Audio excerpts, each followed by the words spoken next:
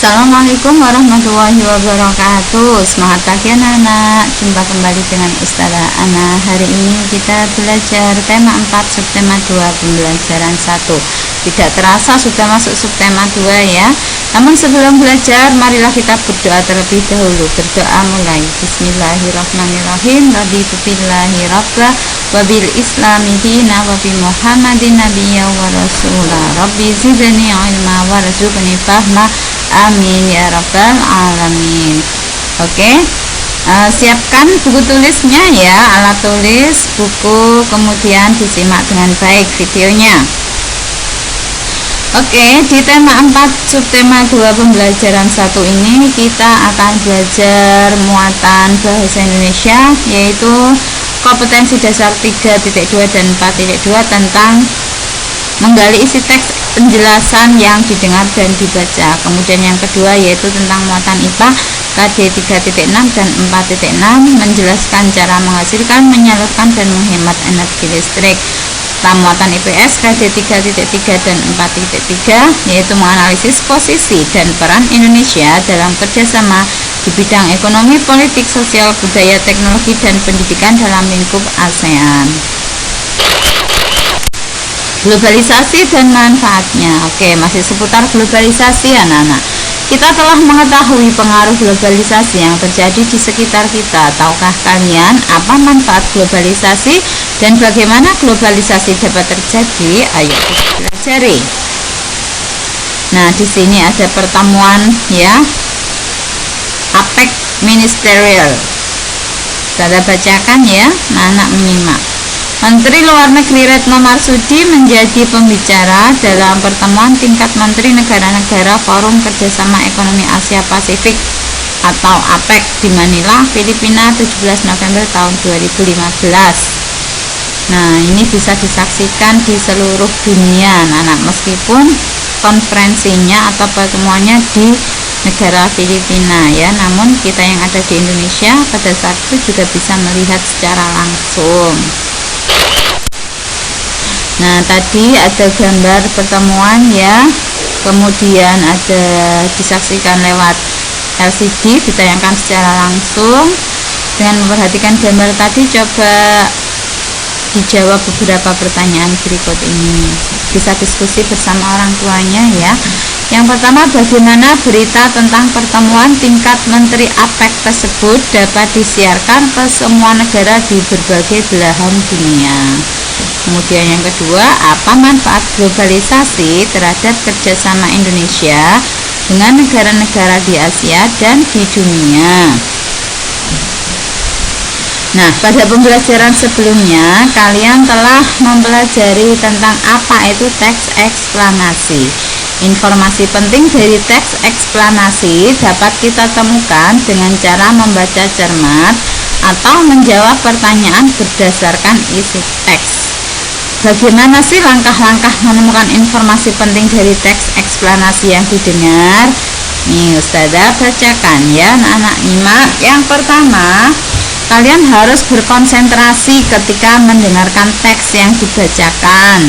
Kemudian yang kedua, mendengarkan keseluruhan teks dengan cermat. Kemudian yang ketiga, mencatat setiap informasi penting dan kata kunci dari teks yang didengar. Jadi sekiranya ada informasi penting atau kata kunci dicatat ya. Menuliskan informasi penting tersebut dalam bentuk poin agar lebih mudah dipahami.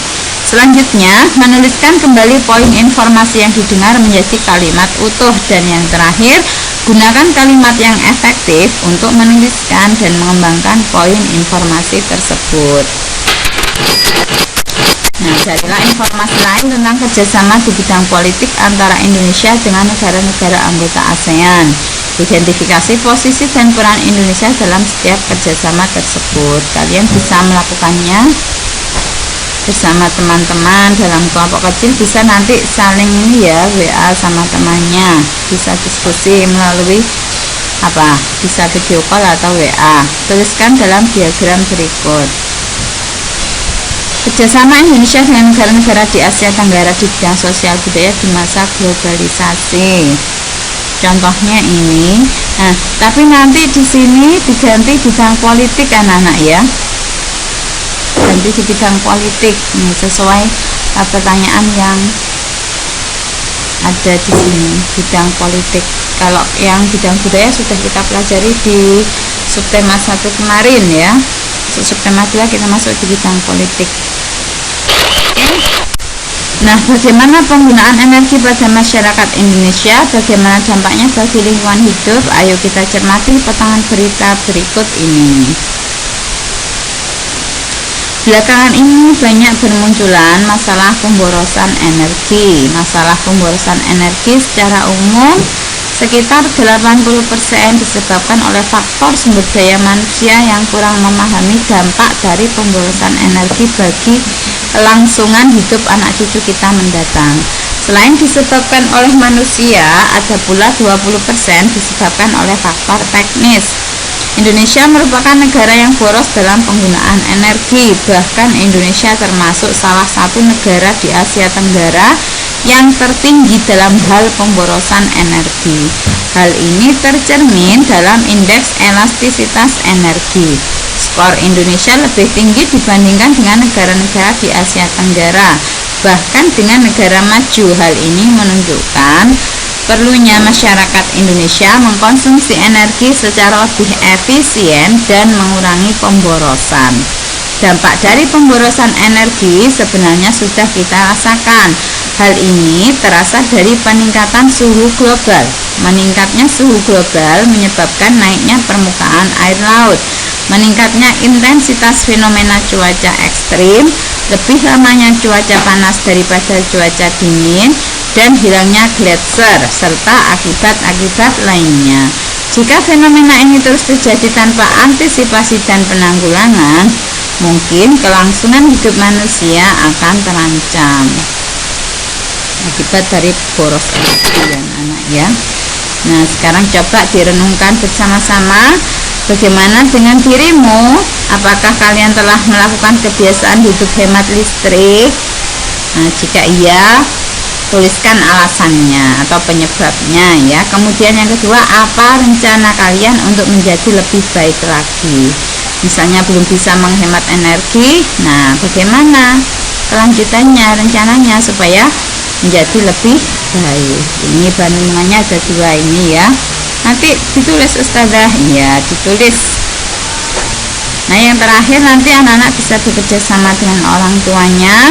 Yang pertama, tugasnya mengamati benda-benda yang ada di sekitar kalian, bisa berupa pakaian, barang elektronik, peralatan rumah tangga maupun kendaraan.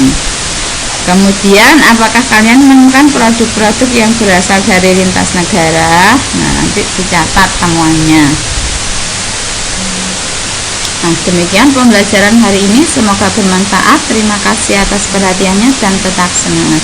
Kita akhiri dengan bacaan hamdalah bersama Nana. Alhamdulillahirabbil alamin. Wassalamualaikum warahmatullahi wabarakatuh. Sampai jumpa.